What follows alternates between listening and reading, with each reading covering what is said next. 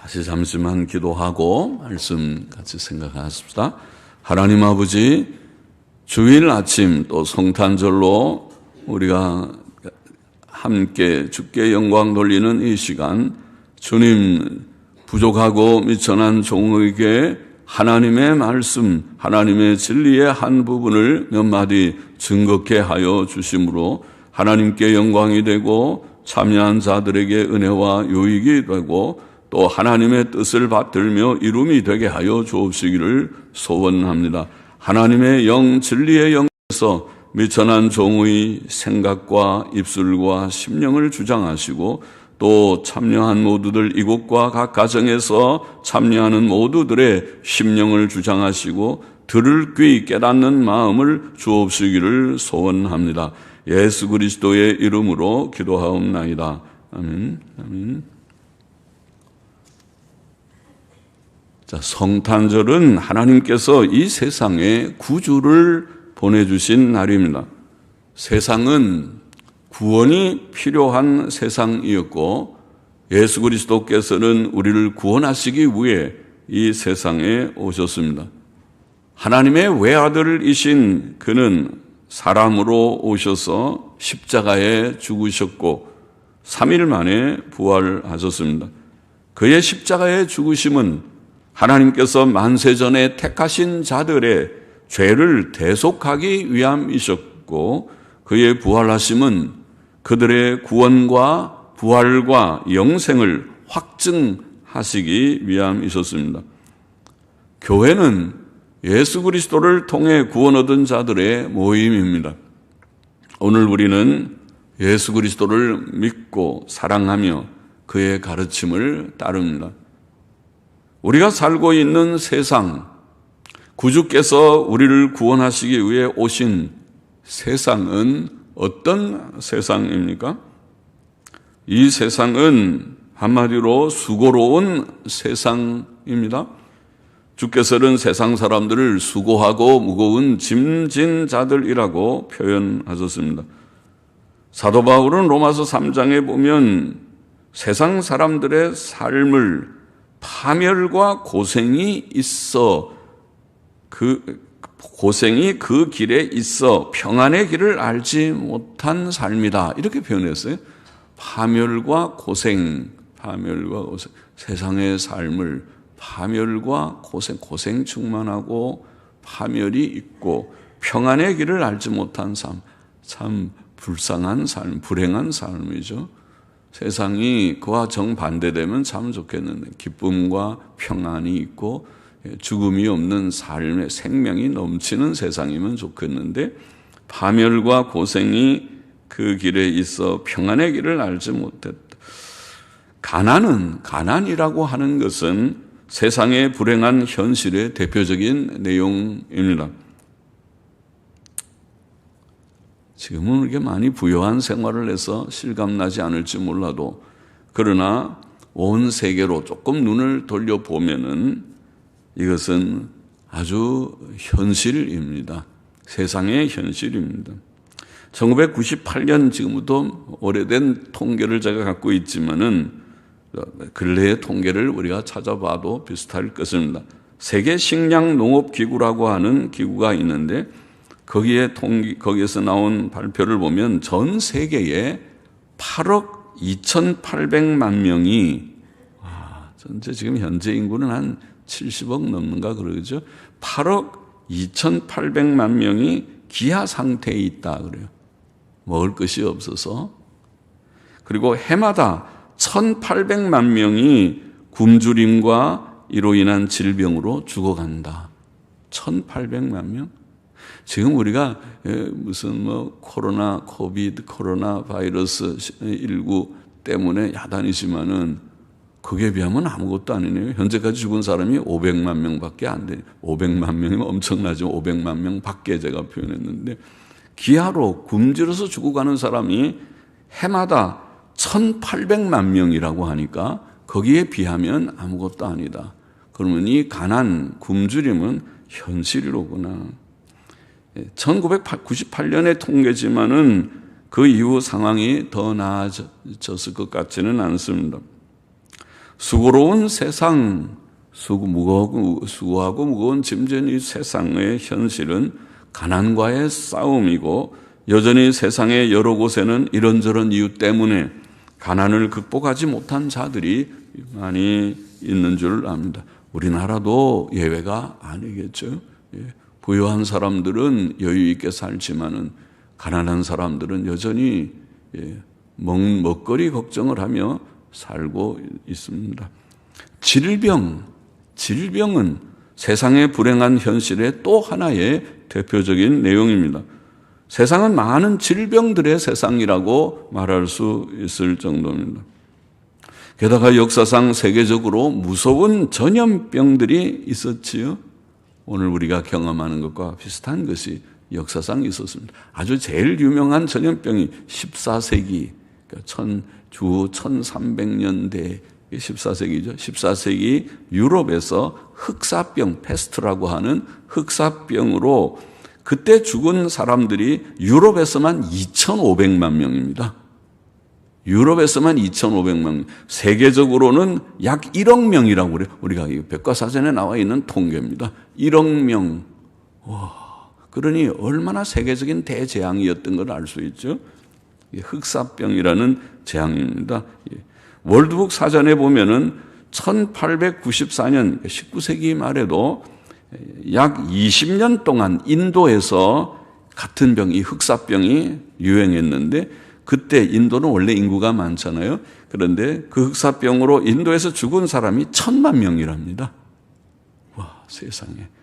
그러니까 우리는 다 지나갔으니까 역사책에서 이런 사전이나 이런 데서 기록만 보지만은 그 당시를 생각하면 지금 우리 시대보다 엄청 힘들었겠구나. 1,000만 명이 죽었다. 또 1918년에는 유명한 18년에 시작된 스페인 독감이라는 독감은 그것도 엄청났습니다. 1918년이니까 20세기네요. 이때 스페인 독감으로 죽은 자가 약 1,500만 명. 와, 너무 숫자가 많으니까 실감이 안 나죠. 1,500만 명이 죽었고, 그러나 또 다른 학자들의 주장에 의하면 5천만 명 이상이라는 그런 견해도 있습니다. 1,500만 명 혹은 5천만 명이 죽는 무서운 스페인 독감이라는 독감으로, 감기 걸려서 죽습니까? 독감으로. 그리고 1968년에 시작된 홍콩 독감이라는 것도 유행했죠. 약 100만 명이 죽었다고, 100만 명 이상이 죽었다고 하는 그런 유행병 독감도 있습니다. 또 에이즈라고 하는 병 알죠? 에이즈란 말은 우리말로는 후천성 면역결핍증, 그래서 면역이 되지 않는 그런 병. 지금은 이제 치료약이 나와 있다고는 하지만은 이 에이즈라고 하는 병으로 죽은 자들이 1981년에 처음 보고됐다고 하는데, 그때 이후 2014년 제가 가지고 있는 통계를 보니까 2014년까지 약 30년, 지금은 40년 세월이 흘렀으니까 조금 더 늘어났겠죠. 근데 제가 가진 통계에는 30년간 온 세계에서 2014년까지 약 4천만 명이랍니다. 에이즈로 죽은 사람들이 약 4천만 명. 물론 또 근래 통계를 보면 좀 다른 3천 몇백만 명 그런 통계도 있으나 제가 가진 통계로 4천만 명, 그리고 매년 약 100만 명 이상 죽는다. 그 당시는 그랬어요. 지금은 이제 치료제가 나와서 좀 줄어서 70만 명 어떤 그런 말들을 하더군요.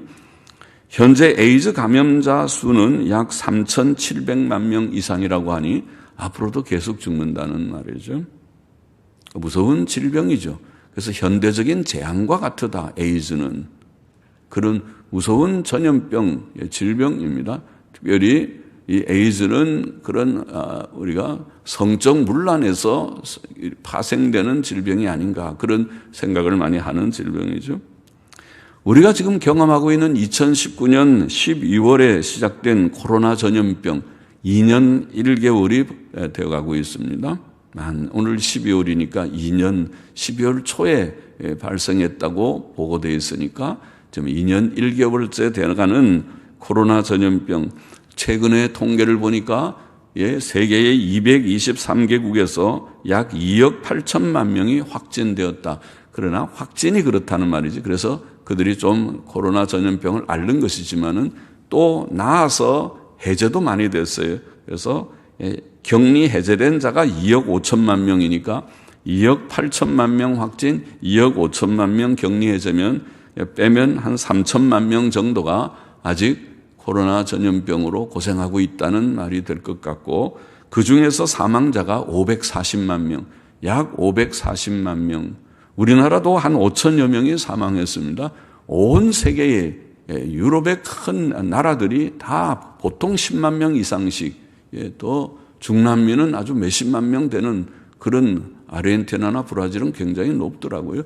그리고 또 우리가 아는 대로 미국 같은 데는 제일 수가 많아서 60만인지 80만인지 엄청 많은 사람이 죽었습니다.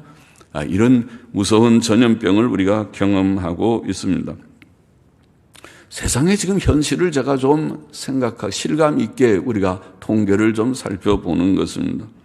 또 우리가 세상의 이 불행한 현실을 생각할 때 학살이라는 것도 빼놓을 수 없습니다.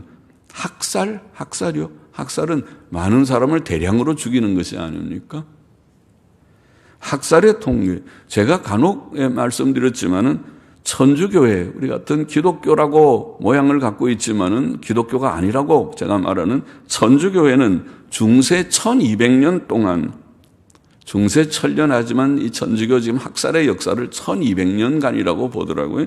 1200년 동안 이단, 이교 박멸이라는 명분으로 이단을 다 죽인다. 이교도들을 죽인다. 그런 구약적인 어떤 공의의 명분이죠. 관념으로 이단들, 이교자들을 다 죽였는데 총 합치면 그 통계가 약 5천만 명입니다. 엄청나죠. 5천만 명을 1200년 동안 5천만 명. 그럼 1년에 그게 400만 명인지 얼마씩을 죽인 셈이다. 그런 통계가 있던데 40인지 400인지 5천만 명을 1200년 동안 죽였다. 그런 통계입니다. 자, 그보다 더한 통계는 공산주의의 학살입니다.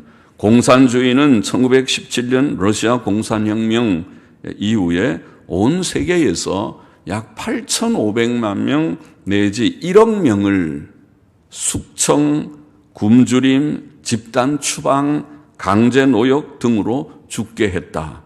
이것이 나와 있는 통계입니다. 그래서 우리가 공산주의를 악마적인 사상이라고 하는 것입니다. 그 독재적인 이 사상이 얼마나 인류의 많은 사람들을 죽였는가. 학살의 대표적인 그런 사례가 되는 것입니다. 천주교 못지않게 천주교보다 더한 그런 학살의 일이죠. 또 유명한 2차 세계대전 중에 히틀러, 독일의 통치자 히틀러, 독재자 히틀러는 유대인 600만 명을 포함해서 약 1100만 명을 학살했다. 그렇게 나와 있더라고요. 요새는 시대가 아주 좋아서 인터넷 검색만 하면은 다 나오죠. 인터넷에 스마트폰으로 여러분들이 칠 줄만 알면은 스마트폰에 검색하는 그 검색 엔진이라고 하죠. 구글이나 뭐든지 열어놓고 거기다가 몇 자, 요새는 말로도 하죠. 히틀러가 몇 명 죽였어요 하고 말로 물어보면은 그게 딱 뜹니다. 떠서 다 나와요. 통계가 1100만 명. 유대인들만 600만 명을 죽였고, 그리고 정치범 또 동성애자, 그가 하여튼 옳지 않다고 생각하는 그런 사람들을 다 포함해서 1100만 명을 죽였다. 그래서 히틀러를 미친 사람이라고 하는 거죠. 히틀러를 저 미친 통치자, 독재자를 죽여버려야 된다. 이런 사람들까지 나왔어요. 그 신자라고 하는 사람 가운데 보네포라고 하는 사람은 우리는 그는 신앙적으로는 그는 아주 자유주의적인 신앙을 가진 사람이에요. 그래서 우리는 보네포는 신앙적으로는 옳지 않지만은 그러나 목사인 사람이 저 히틀러는 미치광이니까 죽여야 된다. 그런 히틀러 암살을 음모하는 그런 지경에 있었다고 알고 있습니다. 또 이런 학살뿐 아니라 전쟁은 가장 공포스러운 죽음의 한 원인이었습니다. 역사상 수없이 많은 전쟁들이 있었고 전쟁이 일어나면 많은 사람이 죽는 것이 당연하지만은 그 수를 어떻게 우리가 다 통계로 잡겠습니까?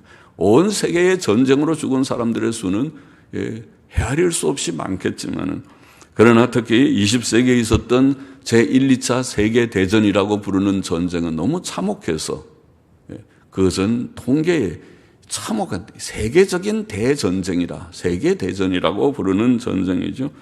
그 1, 2차 세계대전을 우리는 잊어버려서는 안 될 것입니다. 전쟁의 역사에서. 그 전쟁에서 사망자가 7,800만 명, 1, 2차 세계대전을 합친 통계이겠죠. 7,800만 명이 전쟁으로 죽었다. 그렇게 되어 있습니다.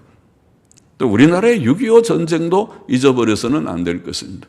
1950년 6월 25일 주일 새벽에 북한이 선해로 온 그 전쟁, 6.25 전쟁으로 우리 동족이 약 330만 명이 죽었고, 결과적으로 330만 명이 죽었고, 미군 등 유엔군이 약 3만 7천 명, 중공군이 약 90만 명이 죽었다. 통계가 그렇게 되어 있고, 또 우리가 때때로 요새 뉴스에서는 조금 뜸하지만은 2011년 3월에 시작되어 10년간 진행 중인 중동의 시리아 내전, 시리아라고 하는 나라, 이스라엘 바로 북쪽에 있는 옛날에 아람이라는 나라죠. 성경에.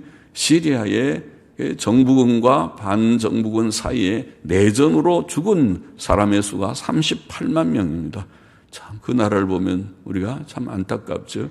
자기네끼리 서로 죽이는 전쟁을 오늘날 이 현대시대에 하고 있어요. 38만 명이 죽었습니다. 자, 그런 전쟁뿐 아니라 1990년에 한 보고서에 의하면 전 세계적으로 더 놀라운 통계가 있죠. 전 세계적으로 인공유산이 뭡니까? 낙태라고 부르는 거죠. 인공유산, 낙태, 태아는 어린 생명이 임신되면 그 태아는 생명입니다. 인간 생명인데 그 태아를 고의적으로 죽이는 태아 살해에 해당하는 것입니다. 인공유산이라고 하는 낙태는 매년 통계를 보고 놀라서요. 약 5,500만 명. 이건 매년입니다. 매년. 낙태로 죽어가는 태아 생명이 매년 5,500만 명. 아마 이 통계가 더 줄어들지는 않았을 것 같습니다. 1990년에 지금 통계를 제가 갖고 있지만은 매년 5,500만 명. 늘면 늘었지 줄어들지 않을 것이라 모르겠어요. 피임약이 있거나 피임 기구를 사용해서 더 줄어들었는지 몰라도 5,500만 명의 생명이 매년 죽어간다. 이것은 현대 사회의 무서운 죄악입니다. 하나님께서 하늘에서 보실 때 이거는 아니다. 이 사회를 이 현대 이 세상을 어떻게 내가 징벌할까 생각할 만한 일이죠. 또 전 세계적으로 매년 100만 명 이상이 자살로 생을 마감한다는 통계도 있습니다. 와, 이것이 이 외에도 더 있겠지만은 우리가 더 제가 통계를 더 우리가 좀 연구하면은 더 나올 수 있겠지만은 그러나 세상의 현실이 무엇이냐, 이 세상이 어떤 세상이냐 하는 것을 좀 실감 있게 우리가 생각해 보자 하는 의미에서 통계를 좀 제가 제시해 보았습니다. 이것이 세상의 현실입니다. 하나님께서 세상을 구원하기 위하여 구주를 보내신 대상이 된 이 세상이 도대체 어떤 세상이길래 하나님께서 구주를 보냈었는가? 세상의 불행한 현실, 즉 수고롭고 가난과 굶주림이 있고 질병들이 있고 자연사뿐 아니라 학살, 전쟁, 낙태, 자살로 인해 많은 생명들이 죽었고 또 죽고 있습니다. 성경은 세상에 이런 불행한 현실이 사람의 죄 때문에 왔다고 말합니다. 오늘 본문은 죄의 값은 죽음이라 유명한 우리가 복음 진리를 간명하게 증거한 본문이죠. 죄값은 죽음이라. 이것이 세상의 현실을 보이고 있습니다. 죽음의 세상이고 죽는 세상이고 자연사로 죽는 것도 죽는 것이고 자연사가 아니고 이런 병으로 질병으로 또 전쟁으로 여러 가지 종류로 죽는 세상, 죽음의 현실, 이것이 이 불행한 현실이 사람의 죄 때문에 하나님께서 내리신 징벌이라고 하는 말씀인 것입니다. 그래서 사람들은 가난과 굶주림을 겪고 질병들로 고생을 하고 자연적으로 늙고 죽을 뿐 아니라 학살과 전쟁이 있고 낙태와 자살이 있습니다. 죄가 없는 천국에서는 불행한 일도 없을 것입니다. 그러나 죄가 많은 이 세상에서는 불행한 일들, 고생과 죽음이 이처럼 많은 것입니다. 사람들은 어떤 죄들을 지었고 또 짓고 있습니까? 사람의 죄들을 요약해서 로마서 1장 18절은 이렇게 말씀했죠. 하나님의 진노가 불의로 진리를 막는 사람들의 모든 경건치 않음과 불의에 대하여 하늘로 쫓아 나타나나니. 나타난다. 사람의 죄를 사도 바울은 요약하기를 불경건과, 모든 경건치 않음이 불경건이죠. 불경건과 불의라고 표현했어요. 그렇죠? 죄는 하나님께 대해서 하나님 없이 사는 것이 불경건이죠. 불경건과 불의. 불경건은 창조자와 섭리자 하나님을 알지 못하고 두려워하지 않고 하나님이 아닌 헛된 것들, 거짓된 신들이나 우상들, 특히 현대인들에게는 돈과 육신의 쾌락에 큰 가치를 두는 것, 그것이 불경건이죠. 하나님은 섬기지 않지만은, 하나님이 어디 있어? 안 보이는 하나님 난 모른다. 하나님은 무시하지만은, 그러나 그들에게 하나님을 대체하는 것이 있으니 그것이 돈, 또 육신의 쾌락, 육신적으로 즐거움을 추구하는 것은 끝이 없습니다.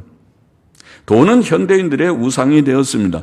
탐심은 우상 숭배다. 에베소서 골로새서의 성경에 말씀하신 대로 탐심은, 돈을 탐하는 것은, 결국은 돈을 탐하는 탐심은 우상 숭배다.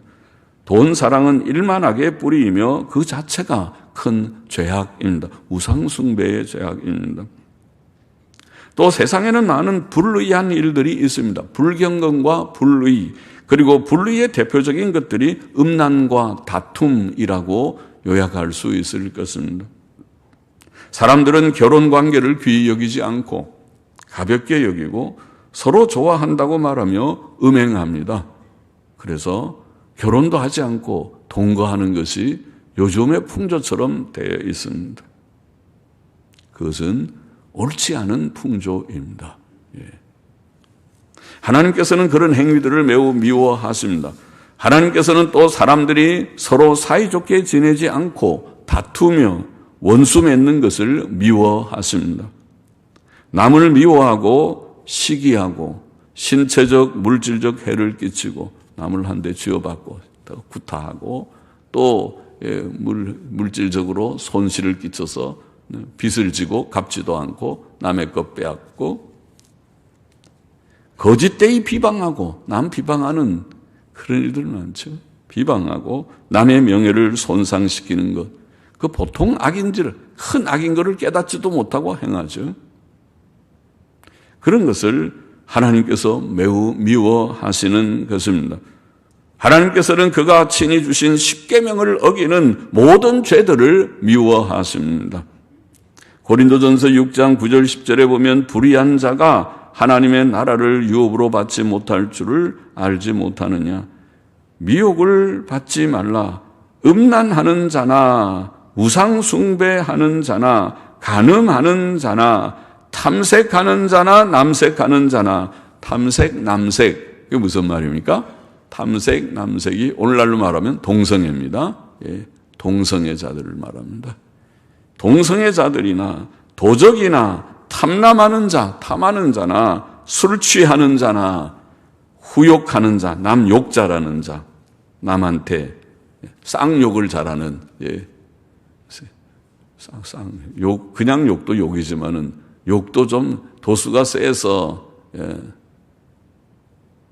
쌍욕을 잘하는 그런 자들.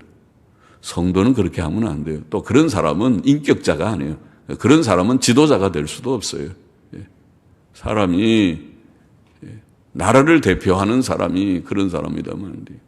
그래서 후욕하는 자나 토색하는 자들은 하나님의 나라를 유업으로 받지 못하리라. 천국 못 들어간다는 말이죠. 천국 못 들어가면 어디 갑니까? 천국 못 들어가면 지옥밖에 갈 데가 없지. 천국 못 들어간다. 모든 죄인들은 천국에 들어갈 수 없고 지옥의 판결을, 지옥의 심판을 피할 수 없습니다. 죄로 인해 불행해진 세상에서 이 지금 불행한 세상, 그 원인은 죄다. 세상은 불행한 세상이고, 불행한 세상이고 그 원인은 죄인데, 이 죄로 인해 불행한 세상에서 우리를 구원하시기 위해 보내심을 받은 자가 구주 예수님이시라는 말씀을 우리가 다시 하고자 이 말씀을 드리는 것입니다. 성탄절은 참으로 중요한 의미를 가진 날입니다. 그것은 하나님께서 우리를 죄와 불행으로부터 건져내시기 위해 구주를 세상에 보내주신 날이기 때문입니다. 그런데 성탄절의 의미를 모르고 다 메리 크리스마스 하고 크리스마스 때 아주 신나게 즐겁게 노는 풍조가 많아서 크리스마스를 잊어버리지 않고 기억하는 건 좋은데 그 의미를 알기나 아는가. 성탄의 의미를 알면 바른 그 의미가 있게 크리스마스를 지내야 할 터인데, 여러분은 그렇게 지나셨는지, 여러분은 어제 어떻게 지나셨는지. 저는 설교하느라고, 설교 준비하느라고 온종일 책상에 앉아있고, 또 조금 많이 안 나오는 분들 신방하느라고 문자 좀 보내고 그렇게 하면서 온종일 지냈지만 여러분은 어떻게 지나셨는지.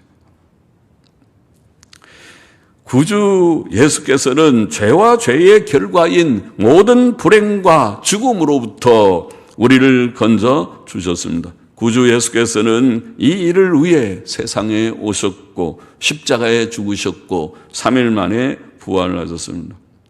죄의 싹은 사망이요 하나님의 은사는 그리스도 예수 우리 주 안에 있는 영생이니라. 오늘 말씀 좋은 말씀이죠. 참 좋은 말씀이죠.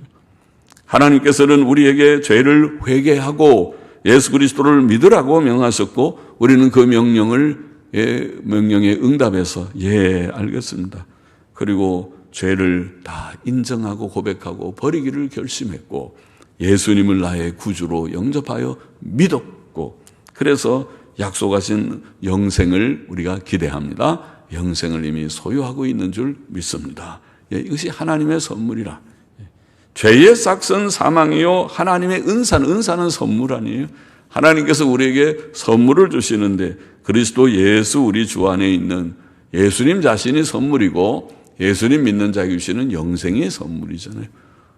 우리가 이 세상은 수고롭고 질병이 있고 가난이 있고 죽음이 있는 그런 세상이지만은 하나님께서 우리에게 예수 그리스도로 말미암아 우리에게 주신 그런 은혜의 선물은 영생이다. 영생이다.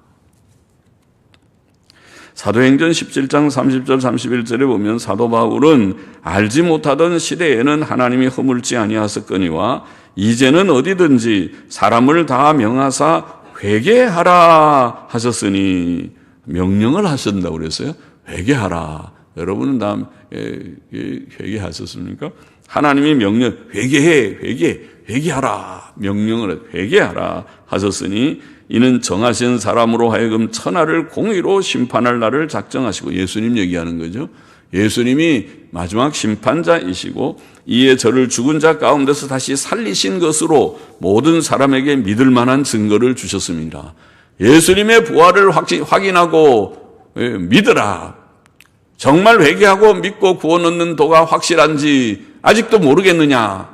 예수님 부활을 보고도 모르겠느냐? 그 말이죠. 부활을 보고 확실히 믿고 회개하거라. 그렇게 명령하신다고 말했어요. 회개는 죄를 인정하고 고백하며 하나님께로 돌아오는 것이죠. 사람은 창조자와 섭리자 하나님께로 돌아와야 됩니다. 하나님 없이 살지 말고 이 온 세상이 하나님이 창조하신 세상인 줄 인정하고 하나님이 다스리는 세상인 줄 깨닫고 하나님께로 돌아오는 것이 회개입니다. 그렇게 돌아왔습니까? 세상은 하나님의 창조의 세상으로 인정하고 계십니까? 섭리하는 하나님인 것을 알고 계십니까? 아니면 하나님 없어, 내가 세상을 다 내가 알아서 사는 거야, 내가 알아서 살지, 자꾸 귀찮은 말 하지 마, 그렇게 생각합니까? 그러면 여러분 아직도 하나님 모르는 사람이지. 하나님을 아는 사람은 창조자 섭리자 하나님을 인정하고 하나님께로 돌아오는 것이 회개입니다. 회개하십시오. 회개하라. 명령을 하나님이 명령하십니다. 하나님을 인정치 않고 하나님 없이 살며 하나님 섬기지 않던 생활에서 돌이켜 창조자와 섭리자 하나님을 인정하고 그를 섬기며 살아야 된다. 이제 하나님 섬길 줄 알고 하나님 섬기게 보겠습니다. 섬기겠습니다. 또 믿음은 하나님을 믿고 하나님의 보내신 구주 예수 그리스도를 믿는 것이죠. 주께서는 하나님이 세상을 이처럼 사랑하사 독생자를 주셨으니 이는 저를 믿는 자마다 멸망치 않고 영생을 얻게 하려 하십니다. 예수님 말씀이죠. 예수님께서 친히 그렇게 말씀하셨고, 사도 바울은 주 예수 그리스도를 믿으라 그리하면 너와 내 집이 구원을 얻으리라. 우리가 아빠들이 믿으면 엄마도 또 자녀들도 잘 믿게 돼요. 그래서 주 예수 그리스도를 믿으라. 그러면 너와 내 집이 구원을 얻으리라. 하나님께서 이 구원의 은혜를 가정적으로 주신다. 참 복된 것이죠. 아빠가 바로 믿으니까 자녀들이 다 믿어요. 야, 우리가 예수 믿자. 이젠 예수는 바로 믿고 하나님 잘 섬겨야 된다. 하나님 안 섬기면 그게 다 화다. 불행이다. 내가 이 세상에서 하나님 안 섬기고 예수님 안 믿고 사는 그것이 불행의 근본의 원인이 된다. 주님을 믿고 구원을 받으라. 구원을 얻으리라. 구원은 죄사함과 의롭다 하심을 의미하고 구원 얻은 자들은 천국에 들어가고 영생의 복을 누릴 것입니다. 죄를 회개하고 예수 그리스도를 믿으라. 그 말씀을 우리는 하나님의 은혜로 받았어요. 그것이 들려지고 그렇게 나도 해야겠다 결심하고 회개를 했고 예수님을 믿었습니다. 그래서 죄사함과 의롭다 하심의 구원을 얻었습니다. 영생을 얻은 줄을 믿습니다. 이제는 죽어도 다시 부활할 것이고 영원한 생명, 다시 죽지 않는 생명을 주께서 말씀하신 그 말씀대로 우리에게 영원한 생명을 주신 줄 믿습니다. 이제 이렇게 구원 얻고 영생을 얻은 자들은 성경 말씀대로 순종하고 이제는 착하게 살 것입니다. 착하게 살아야 합니다. 로마서 6장 22절 말씀 우리가 간혹 말씀이죠. 바로 그 앞절 말씀이죠. 이제는 너희가 죄에게서 해방되고, 그게 구원이죠. 죄에게서 해방되고 하나님께 종이 되어, 이제는 죄에게서 해방되고 나니까 이제 하나님께로 돌아와서 하나님이 우리의 하나님, 하나님이 나의 주인, 주님이신 것을, 창조자, 섭리자 되시는 것을 내가 고백했습니다. 하나님께 종이 되는 것이 그거죠. 이제 내가 주님께 순종하며 살겠습니다. 주님이 하라 그러면 하고 하지 말라 그러면 하지 않도록 하겠습니다. 그렇게 되셨는가요? 그게 구원인데, 구원은 죄에게서 해방되고 하나님께 종이 되어 거룩함에 이르는 열매를 얻었으니, 거룩해진, 죄 짓는 것이 아니고 이제는 거룩한 삶, 그것이 계명 순종의 삶이죠. 거룩함에 이르는 열매를 얻었으니 이 마지막은 영생이라. 할렐루야. 그러니까 이게 성도의 정상적인 삶을 말하는 것이에요.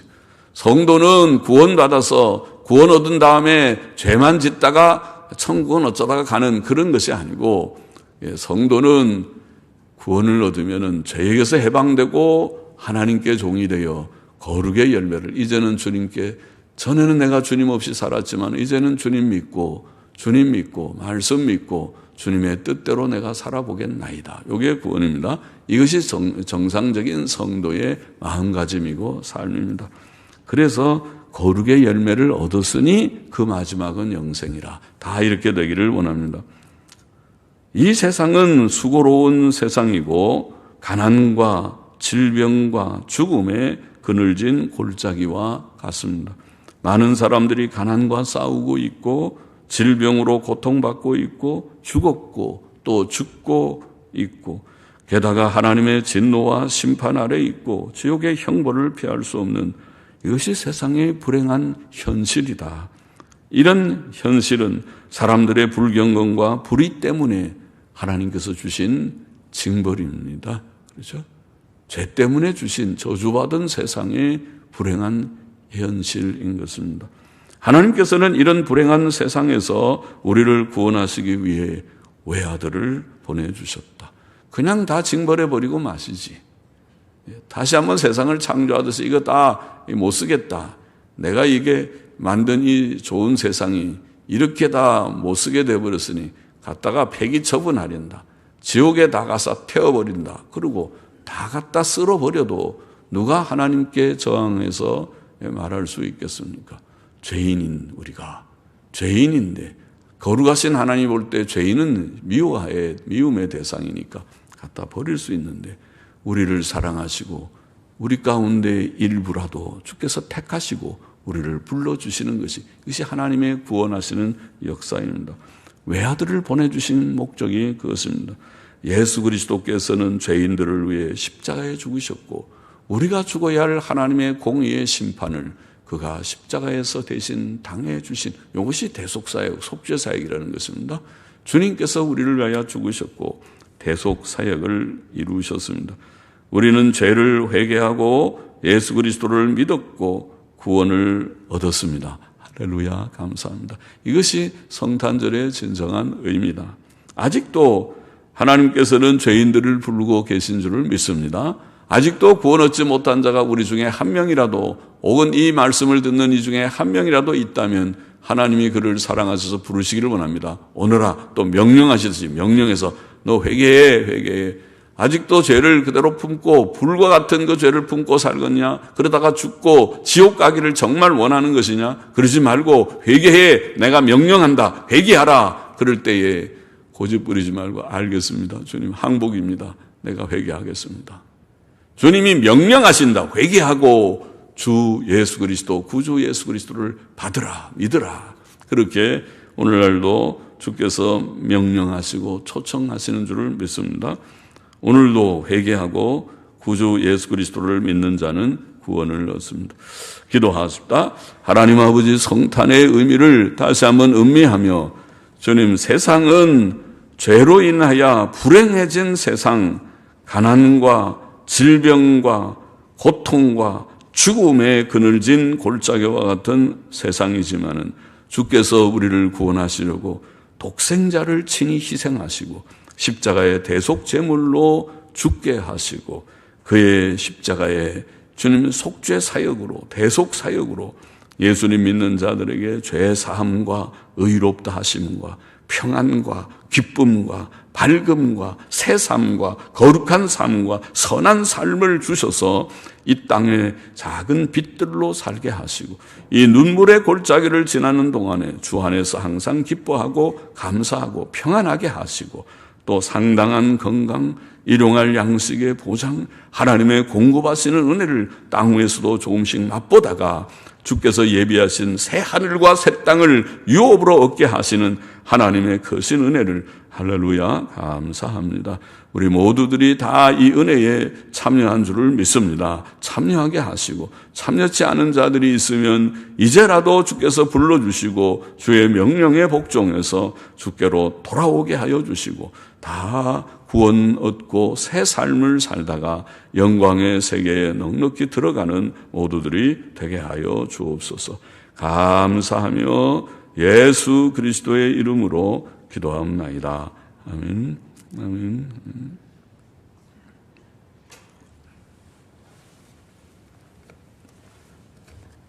찬송 같이 부르십시다. 205장 새 찬송 287장입니다.